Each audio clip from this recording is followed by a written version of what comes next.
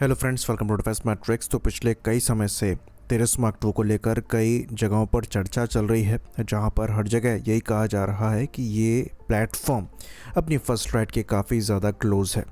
तो अब इसको लेकर जो लेटेस्ट न्यूज़ आई है ये मातृभूमि.com से आई है, जो कि पास्ट में एलसी तेरस को लेकर एक्यूरेट न्यूज़ लेकर आते रहे हैं। तो इन्होंने भी तेरस मार्क टू के बारे में कुछ अपडेट दिया है और हमें ऐसा लगता है कि इसको डिस्कस करना ज़रूरी है। तो ये बताया जा रहा है कि तेरस मार्क टू की फर्स्ट फ्लाइट से पहले क्रिटिकल ग्राउंड टेस्टिंग और सर्टिफिकेशन प्रोसेस जो है इनको एक्सेलरेट कर दिया गया है। अभी इस एयरक्राफ्ट को टैक्सी ट्रायल्स के लिए प्रिपेयर किया जा रहा है, जिसके बाद फर्स्ट फ्लाइट होगी। तो जैसा कि हमने पहले भी डिस्कस किया था, फर्स्ट फ्लाइट की जो टाइमलाइन है ये मिड 2026 दी गई, यानी कि जून जुलाई के आसपास आपको ये देखने को मिलेगी।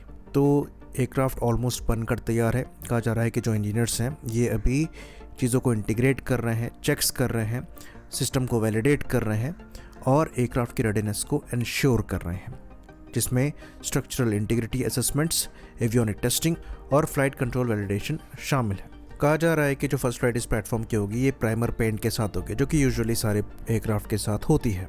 लेकिन इससे पहले क्लियरेंस चाहिए होगा सेमीलैक से, जो कि फर्स्ट फ्लाइट क्लियरेंस प्रोसेस को पूरा करने के बाद मिलेगा। तो सेमीलैक द्वारा क्रिटिकल पैरामीटर्स पे एयरक्राफ्ट को इवैल्यूएट किया जाएगा और सेफ्टी इंश्योर करने के बाद ही ये परमिशन दी जाएगी।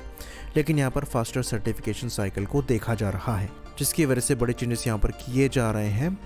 जो डेवलपर्स हैं और रेगुलेटिंग बॉडीज़ हैं उनके बीच में कोऑर्डिनेशन को बेहतर किया जा रहा है, और ये चीज़ फ्यूचर में आने वाले प्लेटफॉर्म्स के लिए भी क्रूशल रहेगी, क्योंकि वहाँ पर आप समय को कट शॉर्ट कर पाएंगे। तो हमारे यहाँ ये सर्टिफिकेशन प्रोसेस, रेड टेपिज्म जो है ये भी काफ़ी ज़्यादा समय खाता है, और इस प्रोसेस को भी एक तरीके से सुधारने की कोशिश करी जा रही है तेरस मार्क टू के साथ, और इसलिए ये चीज़ भी क्रूशल है।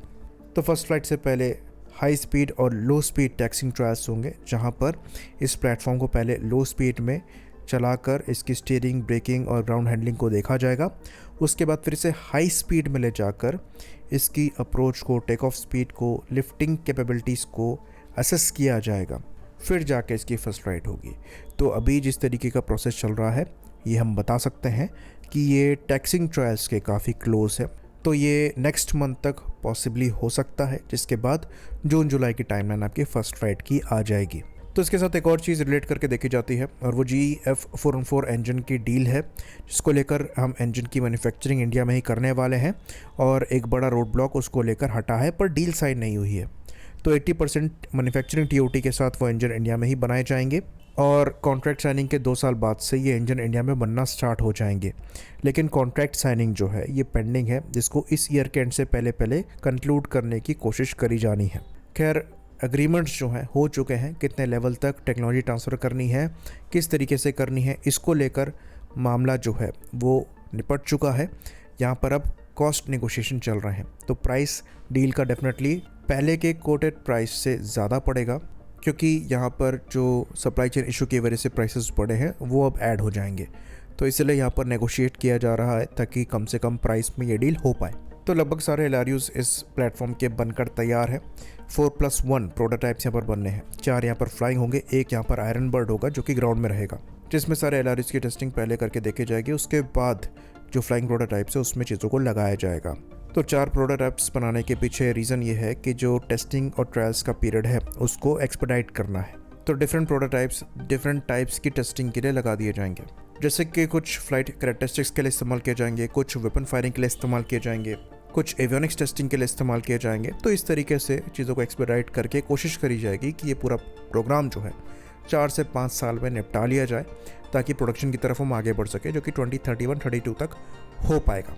और इस टाइमलाइन पर स्टिक करना बहुत ज़्यादा ज़रूरी है, क्योंकि आपको मिराज 2000s और MiG-29s जो हैं रिटायर करना स्टार्ट करने हैं, जो कि अपनी टोटल टेक्निकल लाइफ पूरी करने वाले होंगे। तो आप अपग्रेड्स करके भी उन प्लेटफॉर्म्स को उससे ज़्यादा पुश नहीं कर सकते। एयर फ्रेम की खुद की भी लाइफ होती है, इसलिए यहाँ पर इनिशियली रिक्वायरमेंट 120 के आसपास एयरक्राफ्ट की रखी गई है, लेकिन जो फ्यूचर में स्क्वाड्रन संख्या रिक्वायर्ड है उसके हिसाब से ये बढ़ भी सकती है। वैसे तो अगर आप लिमिटेड सीरीज प्रोडक्शन की बात करेंगे तेरस मार्क टू की, तो ये 2029 तक करने की कोशिश करी जाएगी। 2032 की हम टाइमलाइन बता रहे हैं इसलिए क्योंकि अगर कोई इश्यूज़ आते हैं तो उन्हें सीरियल प्रोडक्शन में सॉर्ट करने की कोशिश करी जाएगी, जिसके लिए हम 2 से 3 साल का बफर लेकर चल रहे हैं। खैर यहाँ पर अगर पुश करके हम 2030 तक प्रोडक्शन ला पाते हैं तो ये एक बहुत बड़ी अचीवमेंट होगी और अभी तक चीज़ें पॉजिटिव यहाँ पर नज़र आ रही हैं। आई होप इन्फॉर्मेशन यहाँ पर क्लियर रही हो। इसी बात पर इस वीडियो को हम ख़त्म करेंगे। लाइक करिए, सब्सक्राइब करिए। जय हिंद।